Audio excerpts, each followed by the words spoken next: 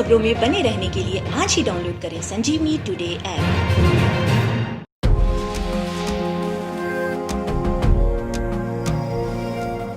दुनिया भर में फैली कोरोना वायरस महामारी के बीच योग गुरु बाबा रामदेव ने कोरोना वायरस की दवा का दावा करके सबको चौंका दिया है। योग गुरु बाबा रामदेव ने दावा किया है कि उनकी बनाई हुई दवा कोरोना वायरस का इलाज करने में कारगर है। लेकिन अब ये कोरोना की दवा कोरोनिल पतंजलि की मुश्किलें बढ़ा रही है। भारत सरकार के आयुष मंत्रालय ने पतंजलि आयुर्वेद लिमिटेड की ओर से कोविड-19 की दवा खोज लेने के दावे को लेकर मीडिया में छपी रिपोर्ट पर संज्ञान लिया है और साफ तौर पर कहा है कि कथित वैज्ञानिक अध्ययन के दावे की सच्चाई और वितरण के बारे में मंत्रालय को कोई जानकारी नहीं है। मगर पतंजलि के चेयरमैन आचार्य बालकृष्ण ने इसे कम्युनिकेशन गैप बताते हुए दावा किया है कि उनकी कंपनी ने आयुष मंत्रालय को सारी जानकारी दे दी थी। बालकृष्णन ने अपने ट्विटर पर लिखा कि यह सरकार आयुर्वेद को प्रोत्साहन और गौरव देने वाली है। क्लिनिकल ट्रायल के जितने भी तय मानक हैं उन पर 100% को पूरा किया गया है। पतंजलि विश्वविद्यालय एवं शोध संस्थान के संयोजक स्वामी रामदेव ने दावा किया है कि कोविड-19 की दवाओं की इस किट को 2 स्तर के ट्रायल के बाद तैयार किया गया है। पहले क्लिनिकल ट्रायल स्टडी की गई थी और फिर क्लिनिकल कंट्रोल ट्रायल भी किया जा चुका है।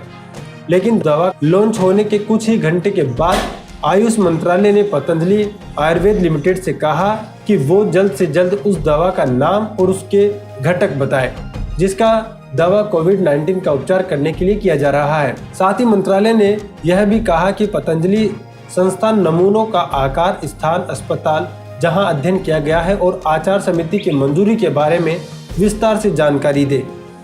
मंत्रालय के बयान के मुताबिक पतंजलि को इस बारे में सूचित किया गया है कि दवाओं को इस तरह के विज्ञापन पर रोक है। इस तरह के विज्ञापन ड्रग एंड रेमेडीज यानी आपत्तिजनक विज्ञापन कानून 1954 के तहत आते हैं।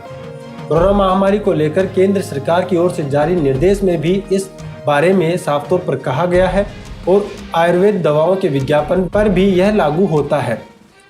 मंत्रालय ने 21 अप्रैल 2020 को एक अधिसूचना जारी की थी जिसमें बताया गया था कि आयुष मंत्रालय की देखरेख में कोविड-19 को लेकर शोध अध्ययन कैसे किया जाए।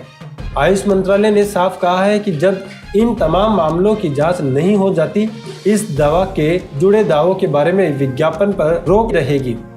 इसके साथ ही मंत्रालय ने उत्तराखंड सरकार के लाइसेंस प्राधिकरण के दावे के लाइसेंस की कॉपी मांगी है और प्रोडक्ट के मंजूरी किए जाने का ब्यौरा भी मांगा है। बता दें कि भारत में होम्योपैथिक और यूनानी पद्धति में विश्वास रखने वाले भी यह दावा करते हैं कि उनकी पद्धति में भी कुछ ऐसी दवाएं हैं जो कोविड-19 के असर को कम कर सकती हैं, पर वे अब तक उनकी 100% सफलता की गारंटी देने की स्थिति में नहीं है।